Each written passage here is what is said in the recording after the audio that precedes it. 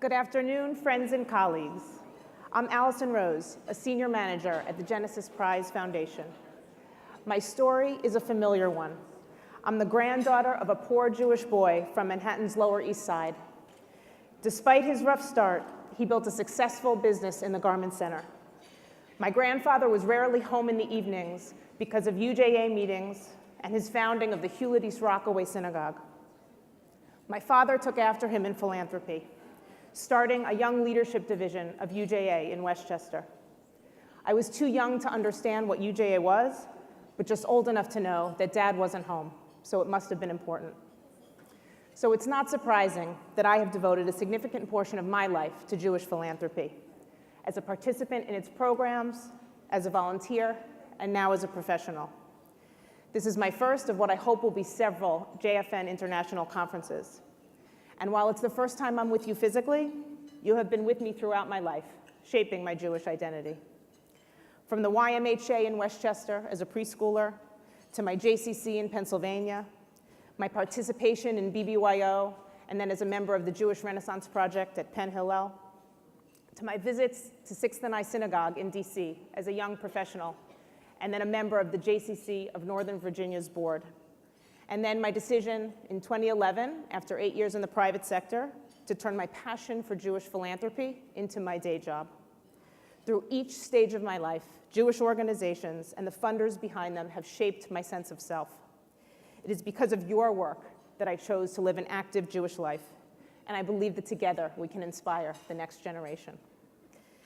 The Genesis Prize was established in 2012 to honor those who attained excellence and international renown in their chosen fields, and who inspire others through their dedication to the Jewish community and to Jewish values. It is awarded annually and comes with $1 million. Our laureates could take the money, but instead they established a tradition to direct the funds to a philanthropic cause of personal meaning. And in that way, this prize is different from others. And similar to our previous speaker, receiving it is not a culmination, it's a beginning. It's a beginning of the laureates' work together with the Genesis Prize Foundation to create a philanthropic initiative that will inspire the next generation to contribute to humanity. The vision is ambitious, with its aim to unite the Jewish community and beyond at a time when forces throughout the world are bent on division. Each of our laureates pick a cause of personal meaning. Michael Bloomberg directed his funds to the Genesis Generation Challenge, a competition for young adult entrepreneurs and their ideas to better the world, grounded in Jewish values. Each of 9 winning teams received $100,000 to implement their initiatives. Michael Douglas, our second laureate, directed the funds to organizations that engage intermarried families in Jewish life. JFN administered a matching grants process in his honor, which awarded 28 organizations with grants. And then Itzhak Perlman, the third laureate, gifted his funds to the Perlman Genesis String Project at Tel Aviv Conservatory, to Matan in Israel to bring culture to people with disabilities, and to Breaking Barriers, another matching grants opportunity that JFN has administered with the Genesis Prize Foundation. And by the way, the application deadline for Breaking Barriers is March 31st, just 10 days away. So if you or an organization that you support seeks to better involve those with disabilities in Jewish life, this is a perfect opportunity for you. Winning grantees will receive a dollar-for-dollar match up to $75,000. And as most of you have probably heard, our fourth laureate, Anish Kapoor, has pledged to direct his award to help alleviate the ongoing refugee crisis. More information about these plans will be available in the coming months, and we look forward to sharing them with you. And now it is my distinct honor to introduce you to Niev Ashkenazi, our performer for the afternoon. Niev holds a BM and an MM from the Juilliard School. He has collaborated with members of the Juilliard String Quartet, Cavani Quartet, and the Los Angeles Philharmonic. He is the arranger and featured soloist for Transcendence Group's multimedia show God, which tells the true story of a family's struggle to stay hidden during the Holocaust. Now let's take a few minutes and hear directly from Niev. Niev?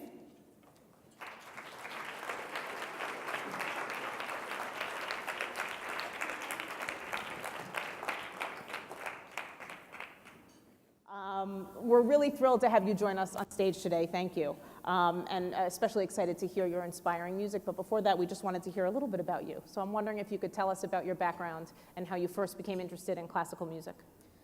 So I grew up, my parents are Israeli, but we live in LA, so we grew up going back and forth as much as possible because the rest of the family is in Israel, my bad. And when I was 2.5, this was around the time of the big Russian immigration, we went to Israel and there was a violinist on a street corner playing in Tel Aviv. And we stopped. My parents just decided, let's stop for a second and listen, but I didn't want to leave until he was out of songs. And then I just kept asking for a violin ever since then. At around age 3, we tried going for lessons, but while my parents were inside with the teachers talking what it would require, I was outside playing. So they asked me, when would you like to start? And I told them age 6. And that was probably the last time they listened to me. But at around age 6 is when I started playing the violin. At around age 13 is when I decided to make it a career. I was at a music festival in Seattle, and they asked everyone, raise your hand if you want to become a musician as your career. And 99% of the people raised their hands. I was not one of them. And that sort of was a wake-up call of, oh, I can do this as a career. So I decided that's what I'd like to dedicate my life to doing. Great. Can you tell us a little bit about your relationship to Itzhak Perlman and how you benefited from the Perlman Music Program? I met Mr. P when he gave a recital in LA. This was before I was in college, but my relationship with him really started during college. He was my teacher and mentor from 2012 to 2014. And during that time, I also had the privilege of attending his festival that he does with his wife called the Perlman Music Program. Since I was older, they have a kids program and they have an older program. I was doing the older one, which is a chamber music workshop, where we come together and learn how to collaborate and cooperate, basically, with one another. And he was very generous with me. He even lent me one of his scooters, because it's a hilly place, so that was great. But other than that, treated me exactly like every other student, and no other perks on the music side. But he was very generous with his time with all of us, very fair and tough teacher. He would always let us know when we weren't prepared, straight to our face. But also congratulate us and be there to support us every step of the way. Great. And one more question. Do you have advice for philanthropists on how they can be more inclusive and encourage inclusivity of people with disabilities? Where I am right now in my career, so this will be a personal one first, is what I need from you guys is more ramps and elevators to get to the stage, basically.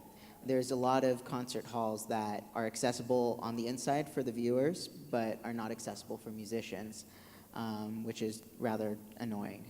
On the other side of it, though, for example, actually on the way here, I met next to us was sitting this lady with 6 kids, 2 of them with different types of disability, and one of them had dwarfism, and she was asking, what do you do? People stare and things like that. And I wish I had had a better answer for her then, but I think that has to do with what you guys can do in terms of the education. I always came from it that I can do anything that anyone else can do. That's what my parents taught me. I just need to do it differently. And that sometimes costs money, and sometimes it takes, and mostly it just takes creative thinking. A lot of the times the answers are out there. They're very simple. But it takes open-mindedness and creative thinking to figure out how to implement it. Great. Thank you so much.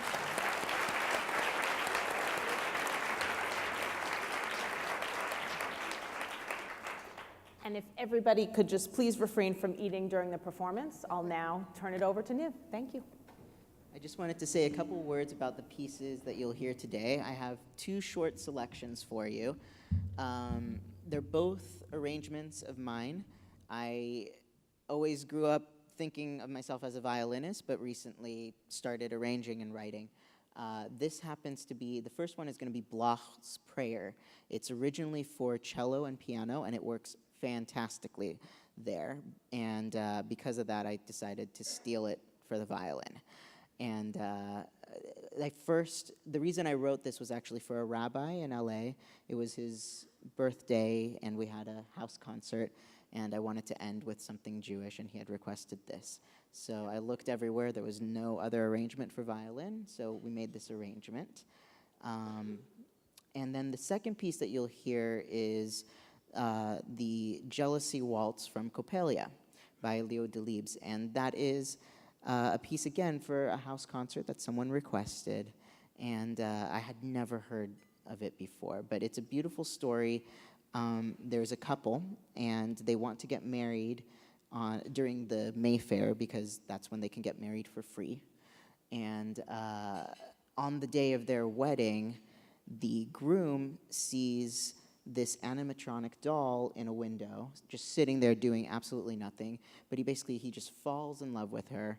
And of course, the bride-to-be is not happy about this. And so it's sort of the story of how it goes with how she ends up saving him from this animatronic doll that tries to kill him in the end. But this part, yeah, this part is in the very beginning when he first sees the doll, Coppelia, and Swanhilda decides that she gets jealous, and this is kind of her dance-off moment where you see her on stage doing a dance-off with no one else but herself, but she's just showing off, trying to get her groom's attention.